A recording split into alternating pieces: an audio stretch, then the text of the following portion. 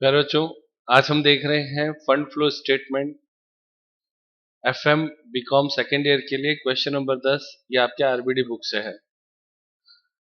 इसमें दिया हुआ है 31 मार्च 2012 और 13 को समाप्त वर्ष के लिए अनुज लिमिटेड के अग्र स्थिति विवरण से आपको कोष प्रवाह विवरण तैयार करना है, यानी फंड फ्लो स्टेटमेंट तैयार करना है। आपको दी हुई बैलेंस शीट है। आगे देखते हैं क्वेश्चन। इस बैलेंस शीट में आप देख सकते हैं 2 साल दे रखे हैं, 2012 और 2013। आप लोगों ने कैश फ्लो के सवाल में भी इसी तरीके से सवाल देखा था।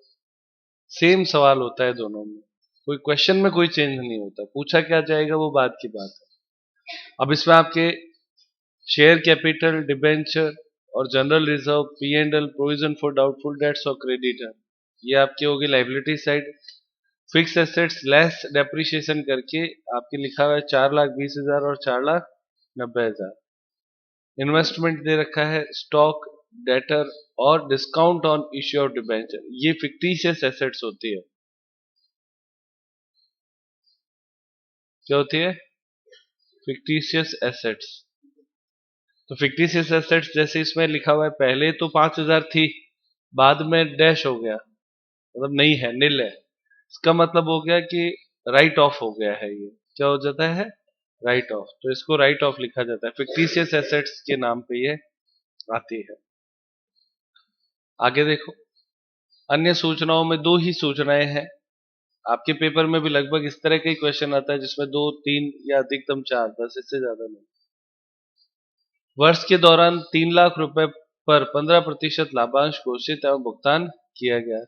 तो डिविडेंड का समायोजन दिया गया है, डिक्लेयर किया गया और पेमेंट किया गया। तो 3 लाख का 15% कितना होता है? 45,000। सही है। इस 45,000 का घोषित किया गया और पेमेंट भी कर दिया गया, तो दोनों जगह पे इसको हम लिखेंगे। कैसे लिखेंगे वो सवाल में देखेंगे। 40,000 रुपए की एक संपत्ति को 25,000 रुपए में बेच दिया गया, जिस पर 17,000 रुपए हाथ अपलिखित किया गया था। तो 40,000 की चीज थी, 17,000 का डैप लगा दिया, माइनस 17,000। तो आज की वैल्यू क्या है उसकी? हाँ बेटा, 23,000 है। और उसे बेचा कितने में? 25,000 में। तो प्रॉफिट कितना हो गया? 2,000 प्रॉफिट हो गया। प्रॉफिट ऑन सेल हो गया। ठीक है। तो इसका भी समायोजन कैसे करते हैं वो देखना है। ये आपके इंग्लिश में दोनों ही पॉइंट हो गए। 15% dividend on 3 lakh was declared and paid during the year, and assets of 40,000 was sold for 25,000 on which depreciation of 17,000 was written off। अपने को इसमें फंड फ्लो स्टेटमेंट बनाना है। क्वेश्चन रीड हो गया सारा। फंड फ्लो स्टेटमेंट बनाना है, तो अब ये प्रश्न में और कुछ नहीं दिया हुआ है, हमें खुद को ही सारी चीजें देखकर निकालनी होती है। तो उसकी सीक्वेंस में हम इसको सॉल्व करेंगे। देखते हैं प्यारे बच्चों।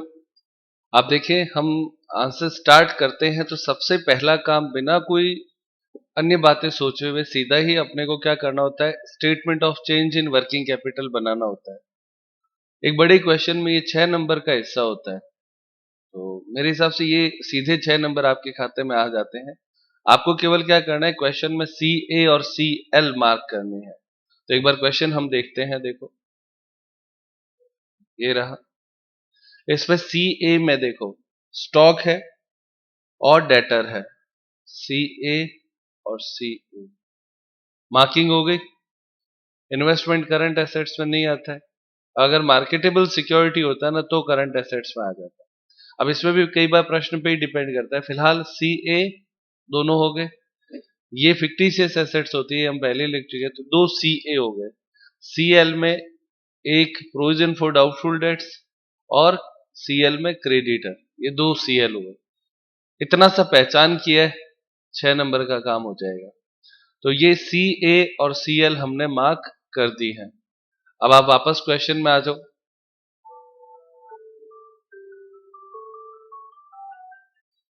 बच्चों, statement of change in working capital में 2012-13 इंक्रीज इन वर्किंग कैपिटल और डिक्रीज इन वर्किंग कैपिटल, ये 4 कॉलम बनेंगे। करंट एसेट्स में सबसे पहला नाम हम लिख रहे हैं, क्या है बच्चों? स्टॉक। पहले कितना था 2012 में? 1 लाख 50,000, बाद में कितना हो गया 2,50,000, बढ़ गया। तो इंक्रीज में आप लिखेंगे 1,00,000, ठीक है, और यहाँ पे डैश कर दो। उसके बाद में स्टॉक के बाद में नंबर 2 क्या है, डेटर है। तो डेटर में आपके पहले कितना था 90,000, अब कितना है 1,25,000, इंक्रीज हुआ कितना 35,000, डैश कर। इस कॉलम की टोटल यहाँ पे जरूर आ जाएगी। ये आपका CA हो गया, कितना होता है 2,40,000 और 3,75,000। उसके बाद में CL में हमने 2 और लिए हैं।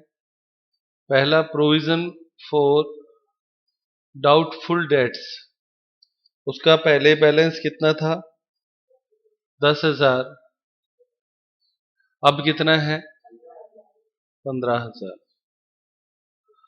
नंबर 2 क्रेडिटर, तो क्रेडिटर आपके पहले था 75,000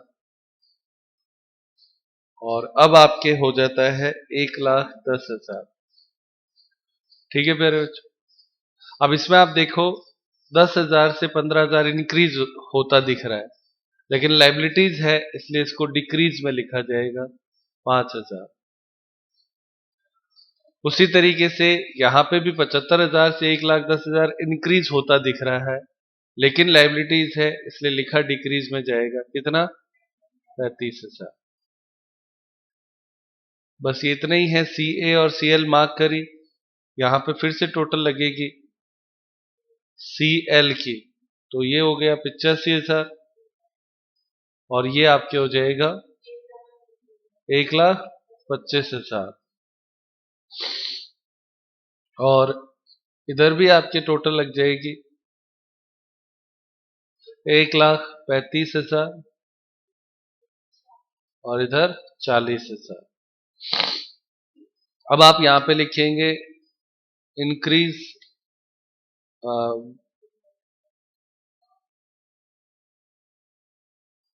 slash decrease in WC working capital.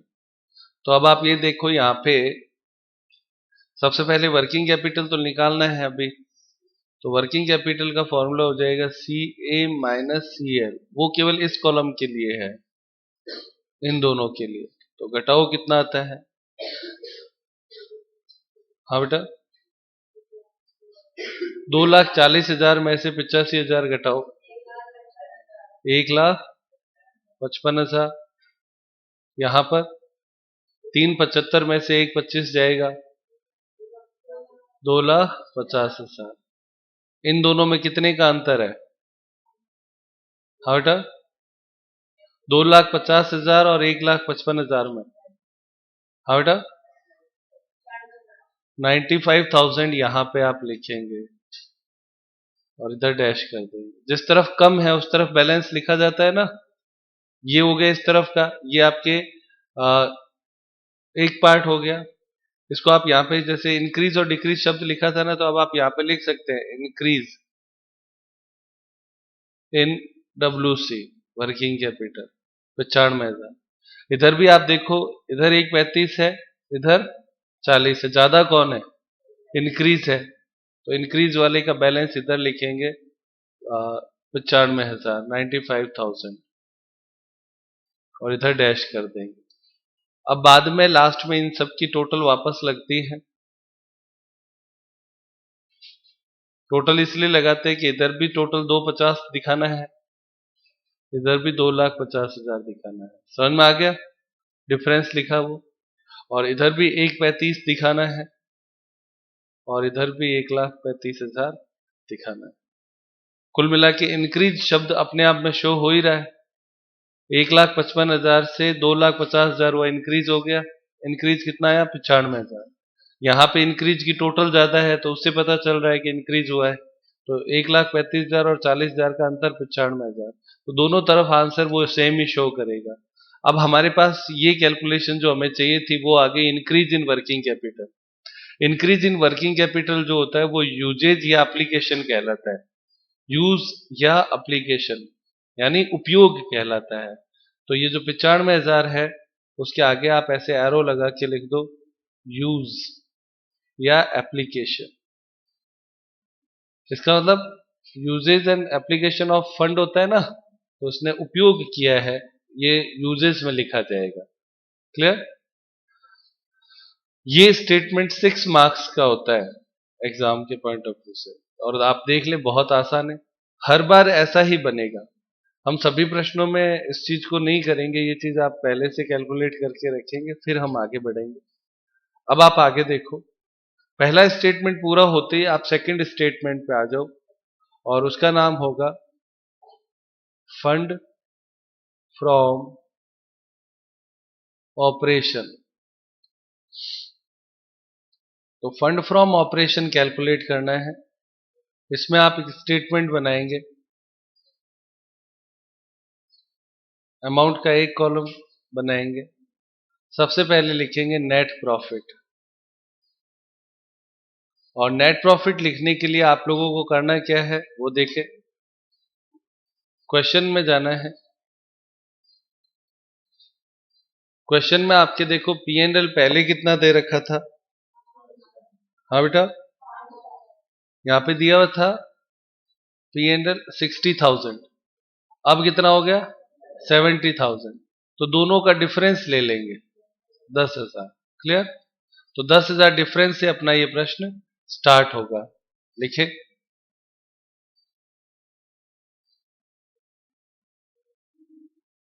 Net profit 70,000 minus 60,000 बराबर 10,000। कोई दिक्कत प्यारे बच्चों?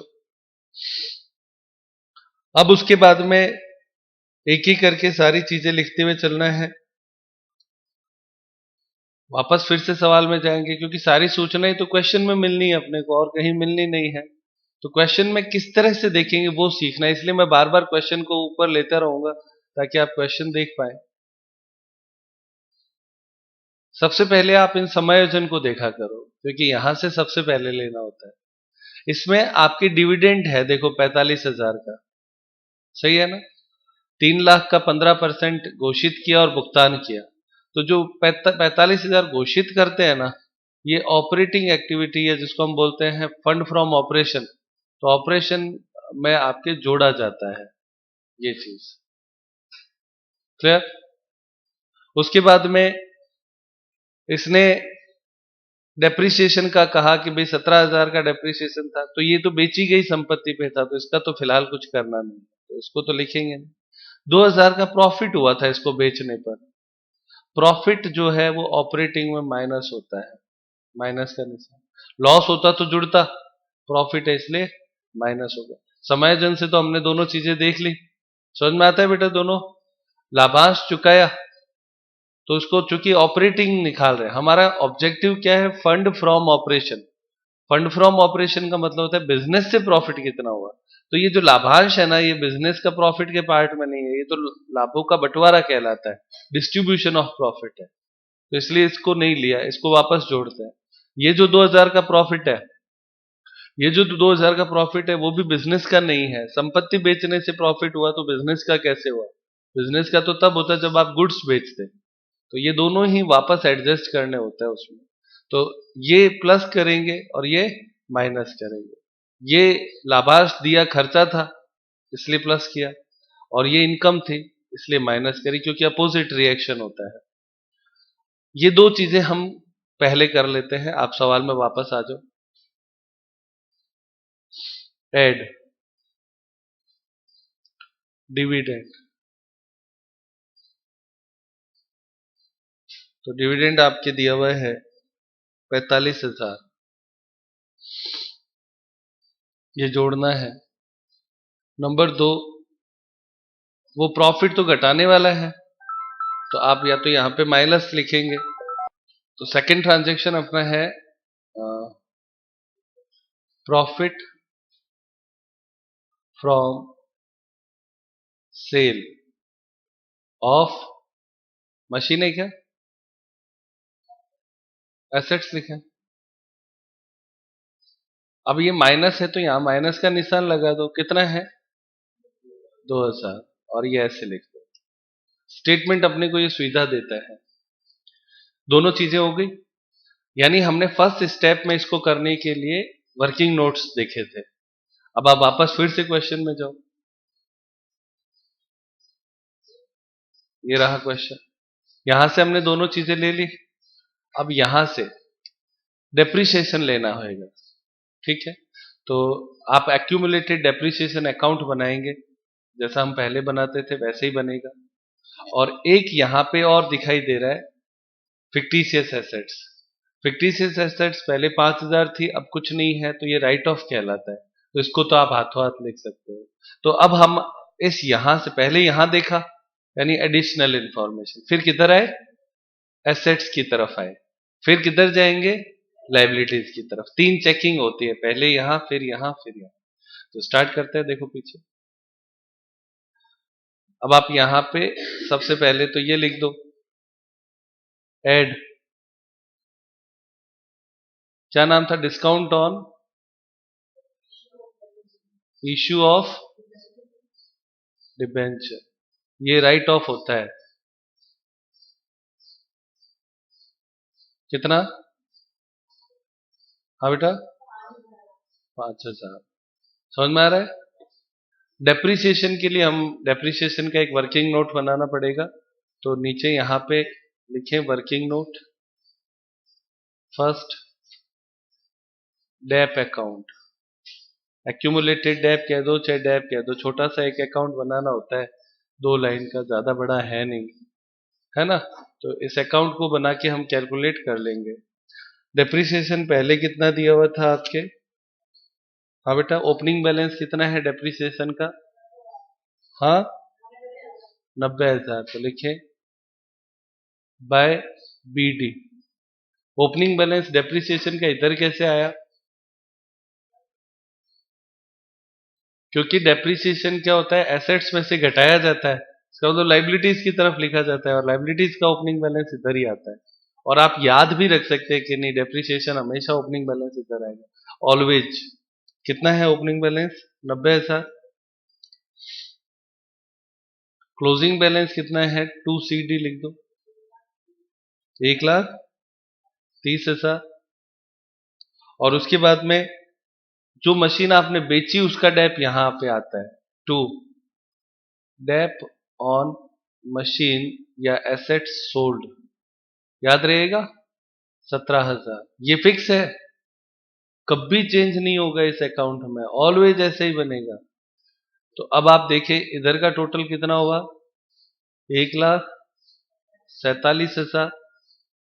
इधर भी आप लिख दो 1,47,000, और अंतर जो है ना वो आएगा बाय P&L, और ब्रैकेट में डेप कितना आता है, 57,000। ये आपका डेप्रिसिएशन आ गया बैलेंसिंग फिगर से। समझ में आया प्यारे बच्चों, ये आपके डेप हुआ, और ये फंड फ्रॉम ऑपरेशन है ना, फंड फ्रॉम ऑपरेशन में जोड़ा जाएगा। कोई दिक्कत बच्चों, तो इसे लिखते हैं, ये रहा add dep working note, first से हम लाए हैं कितना, 57,000। कोई दिक्कत बेटा, ये खाता याद हुआ कि नहीं हुआ, ये बताओ मुझे। हमेशा डेप्रिसिएशन का अकाउंट ऐसे ही बनेगा, चाहे वो कैश फ्लो का क्वेश्चन हो चाहे फंड फ्लो का क्वेश्चन। आगे देखते हैं, अब किस तरफ देखोगे आप सवाल में, हाँ बेटा लाइबिलिटीज साइड, इधर का हो गया। अब आप लाइबिलिटीज में जब देखोगे ना, तो ये दोनों देख चुके हो इसलिए देखना नहीं है, ठीक है। इन दोनों को जो होता है इनको भी नहीं देखना होता है, फिक्स लाइबिलिटीज बोलते हैं इसको, सही है ना। कैपिटल और डिबेंचर फिक्स लाइबिलिटीज, इनको भी नहीं देखना होता है, इनको बाद में देखते हैं। अभी देखेंगे आप P&L लिख चुके हो, सबसे पहले लिखा था, केवल एक रिजर्व। जनरली जब हम बात करेंगे तो इस तरफ रिजर्व को देखा जाता है, पहले 1,50 था अब 2 लाख हो गया, 50,000 बढ़ गया तो ये कहलाता है ट्रांसफर टू रिजर्व, तो इसको भी जोड़ा जाता है। तो एक चीज और हम यहाँ पे ले लेंगे, नीचे की तरफ आ जाओ, सवाल में वापस, एड ट्रांसफर टू रिजर्व, कितने अमाउंट हो गया इसका? हाँ बेटा, 50,000।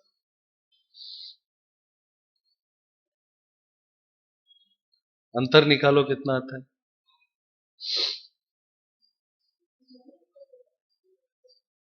1,65,000।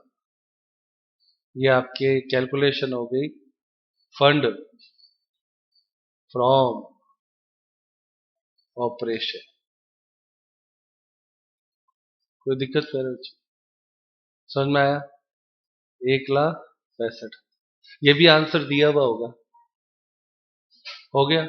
अगर ये सही हो जाता है तो इसके और 6 नंबर मिल जाते हैं 20 नंबर के क्वेश्चन में। 6 और 6 12। अब जो पीछे बचे 8 नंबर वो आपके तीसरे स्टेटमेंट के होते हैं। तो इस सवाल में क्या होता है, आंसर के नंबर बढ़ जाते हैं। अब अपना थर्ड स्टेटमेंट बनाना है, बनाते हैं तीसरा, फंड फ्लो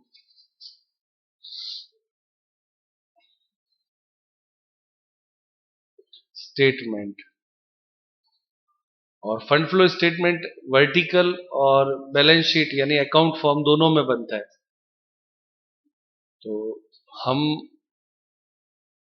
वर्टिकल फॉर्म में लेते हैं, नया रूप है इसलिए नई बात को पकड़ेंगे। अमाउंट का एक कॉलम बना दो, स्टेटमेंट फॉर्म में बनाएंगे, और एक तरफ आपके लिख दो uses slash application of fund, ये ए हो गया, है ना। और एक आधा हिस्सा इसका हो जाएगा बी,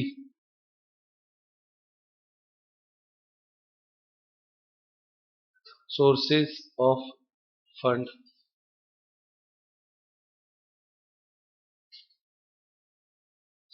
दो हिस्से इसके हम कर देंगे। यहाँ पे जो टोटल आएगी इसकी वो बराबर होगी इसकी टोटल के बराबर। ये इस तरीके से फॉर्मेट बन जाएगा। कोई दिक्कत है बच्चे? अब इस सवाल को भी करने के लिए हम लोगों को एक अकाउंट अभी और बनाना पड़ेगा। कौन सा? एक मशीन एसेट्स बेची थी ना, तो एसेट्स का अकाउंट हम बनाते हैं। तो वर्किंग नोट बनाओ सबसे पहले, वर्किंग नोट नंबर 2, और उसमें आप लेंगे fix assets account, fixed assets account. और फिक्स एसेट्स अकाउंट उसी तरीके से बनाना है जैसे पहले बनाते आए थे। छोटा सा ओपनिंग बैलेंस इसका लिखा जाएगा 2BD। ओपनिंग बैलेंस कितना है बेटा? 5,10,000। सही है। कौन सा ले रहे हो? 5,10,000 जब आप बोलते हो तो डेप्रीसिएशन घटाने से पहले वाला। दो है ना इसके तरीके, आप डेप्रीसिएशन घटाने से पहले वाला लेते हो या आप डेप्रीसिएशन घटाने के बाद वाला लेते हो, दो अलग अलग बातें होती है। अगर आप डेप्रीसिएशन घटाने से पहले वाला लेते हो, जैसे 5,10,000 और 6,20,000, देखना एक बार सवाल में मैं आपको दिखाता हूं। आपके पास फिक्स एसेट्स के दो बैलेंस है, एक तो ये है और एक डेप्रीसिएशन घटाने के बाद का है। ये कॉस्ट कहलाता है। क्या कहलाता है? कॉस्ट। और ये क्या कहलाता है? WDV। क्लियर? तो दोनों में से किसी से भी लो आंसर आएगा। समझ में आती है ये बात? तो हम इसमें कौन सा लेते हैं ये हम पे डिपेंड करता है। आप कोई भी एक ले सकते हो, ज्यादातर WDV पे हम लेने की आदत रखेंगे। तो ओपनिंग बैलेंस आप 4,20,000 लिखेंगे और 4,90,000 क्लोजिंग बैलेंस लिखेंगे। तो WDV पे हम इसको लेंगे। WDV का मतलब डेप्रिसिएशन घटाने के बाद, रिटर्न डाउन वैल्यू जिसको हम बोलते हैं। तो अब वापस सवाल में आ जाते हैं। कितना है ओपनिंग बैलेंस बच्चों? 4,20,000। इधर का आपके बाय में क्लोजिंग आएगा बाय बैलेंस CD, तो ये आपके कितना है? 4,90,000। कोई दिक्कत प्यारे बच्चे? अब आपने जो बेचा उसे इधर लिखेंगे बाय सेल। बेचा कितने का आपने? 25,000 में, है ना? तो 25,000 लिखेंगे। इसमें प्रॉफिट हुआ या लॉस हुआ? हाँ बेटा, प्रॉफिट 2 में आएगा। 2 प्रॉफिट ऑन सेल कितना? 2,000। सही चल रहा है? उसके बाद में डेप्रीसिएशन बाय डेप। इस साल का डेप कितना कैलकुलेट किया? वर्किंग नोट में आपने देखा था। हाँ बेटा, अभी ऊपर अकाउंट बनाया था, डेप निकाला था ना, कितना था? 57,000 हो गया। अंतर निकालो कितना आता है। इधर का टोटल, इधर का टोटल, अंतर निकालना पड़ेगा। कितना आता है? कितना? ये तो टोटल हुआ, डिफरेंस कितना हुआ? इधर का टोटल बोलो पहले, इधर का टोटल बोलो। 5,00,000 कितना? 72,000। इधर भी लिख दो 5,72,000, और जो डिफरेंस आया वो इधर लिखेंगे to purchase of assets, balancing figure 1,50,000। कोई दिक्कत प्यारे बच्चों? अब इस अकाउंट से हमें क्या क्या लेना है? एक तो ये जो बेचा, बेचने से पैसा आता है ना? तो आता है तो ये सोर्स हो गया। क्या हो गया? सोर्स।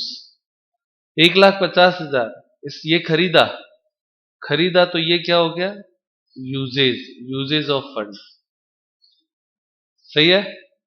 तो इस खाते से हमने सेल और परचेज को ले लिया है। ये ब्रैकेट में यहां पे लिख देना WDV, यानी ओपनिंग बैलेंस और क्लोजिंग बैलेंस WDV बेसिस पे हमने लिए हैं। अब आपका प्रश्न ये हो सकता है कि सर अगर हम पहले वाला लेते तो क्या होता? देखो, नीचे एक बार और शब्द करके एक बार और बना लो। 2 मिनट लगेंगे लेकिन जीवन भर का कंफ्यूजन खत्म हो जाएगा एक ही सवाल में। पहले भी आपको कैश फ्लो में दोनों बताए थे, आज फिर से वापस बता रहा हूं। फिक्स एसेट्स अकाउंट, और ये आपके कॉस्ट पे, ठीक है? कॉस्ट पे बनाएंगे तो ओपनिंग बैलेंस 2BD कितना है? 5,10,000 बाय CD वो है आपके 6,20,000। यहां तक तो सही है, कॉस्ट पे लिख दिया। अब आप यहां पे लिखेंगे बाय डेप, और ब्रैकेट में लिखो मशीन सोल्ड। 17,000 लिखना है केवल। डेप्रिसिएशन कौन सा लिखना है? मशीन सोल्ड वाला, सारा डेप नहीं लिखा जाता है, जो मशीन बेची जाती है उसका डेप। दोनों में अंतर समझ में आ गया आपको? इसमें पूरा 57,000 का डेप लिखा था, ऑल डेप, जबकि यहाँ पे केवल मशीन सोल्ड का डेप लिखा जाता है। उसके बाद में कुछ नहीं है। Bye cell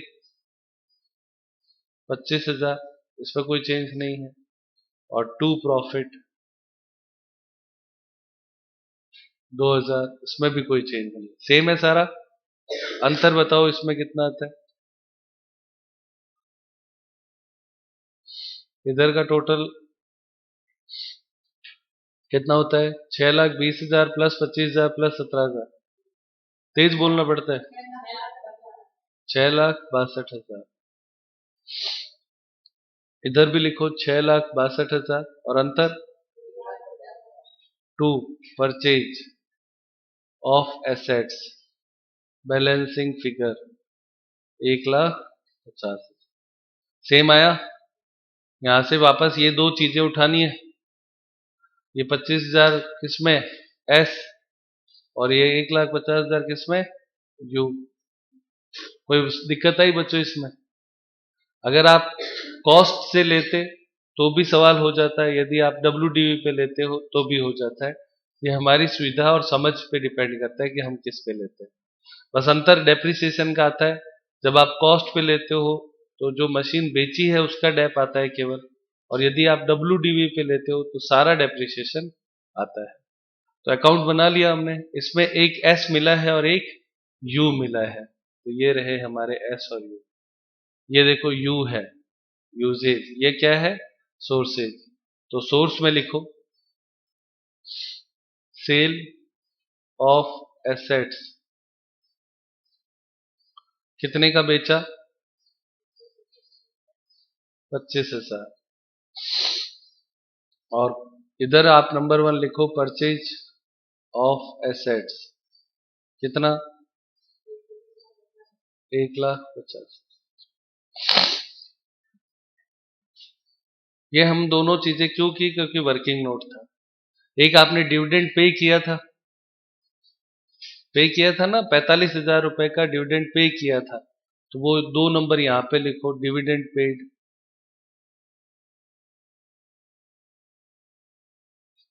45,000। यानी डिविडेंड दो जगह पे आता है। कहां पे? फंड फ्रॉम ऑपरेशन में जोड़ा जाता है, प्लस उसको कहां लिखना होता है? यूजेज में लिखना होता है। ये दो जगह पे आता है, टू हो गया। अब ये दोनों ही बातें मैंने जो लिखी वो दोनों समायोजन थे। अब आप एसेट्स की तरफ देखेंगे तो एसेट्स में और कोई एसेट्स है नहीं, और कोई फिक्स एसेट्स है क्या? इन्वेस्टमेंट है एक, देखो इन्वेस्टमेंट पे देखो सवाल बताता हूं कैसे देखते हैं। वही सेम चीज, पहले ये दोनों चेक करेंगे, कर लिए। फिर यहां पे इन्वेस्टमेंट पहले था 30,000, अब है 80,000। क्या शो करता है? 50,000 का इन्वेस्टमेंट और खरीदा, यही शो करता है। तो ये क्या खरीदना क्या होता है? यूजेज। तो यूजेज आएगा इसमें से, ये लिखते हैं। फिर इधर देखो बच्चों, साथ में ही देख लो, सवाल बार बार घुमाना पड़ता है। शेयर कैपिटल पहले 3 लाख थी, अब 50,000 बढ़ गई है, 3,50,000 हो गई। तो ये इश्यू हो गया। तो इश्यू ऑफ शेयर क्या होता है? सोर्स होता है। डिबेंचर पहले 1 लाख थे, अब 2 लाख हो गए, ये भी इश्यू हुआ, ये भी सोर्स है। बस ये इतना ही देखना होता है, बाकी सारी चीजें हम पहले देख चुके हैं। यानी आपने नोटिस किया कि बैलेंस शीट की हर एक चीज को देखना होता है सीक्वेंस में, है ना? तो पहले इन दोनों को हमने नहीं देखा था ना, अब हम इनको देख रहे हैं, तो सारी चीजें आ गई। तो यहां से इन्वेस्टमेंट लेना है, यहां से शेयर कैपिटल लेना है, और यहां से डिबेंचर लेना है। अब आप सवाल में आ जाओ, बस ये 3 लाइनें और लिखनी है हमने। ये रहा आपका सवाल। तो सबसे पहले नंबर 3, परचेज ऑफ इन्वेस्टमेंट, कितना 30,000 था क्या? 50,000 था, 50,000 यहां पे लिखे। फिर एसेट्स की तरफ तो हो गया, लाइबिलिटीज की तरफ में कैपिटल इश्यू किया है, तो पैसा आया, इश्यू ऑफ शेयर कैपिटल, कितना 50,000। और तीसरा इश्यू ऑफ डिबेंचर, कितना 1 लाख का है क्या? 1 लाख हो गया बच्चों। और कुछ बाकी इसमें? अब आपके ये सारी बातें आ गई, दो बातें रह गई लिखनी इसमें।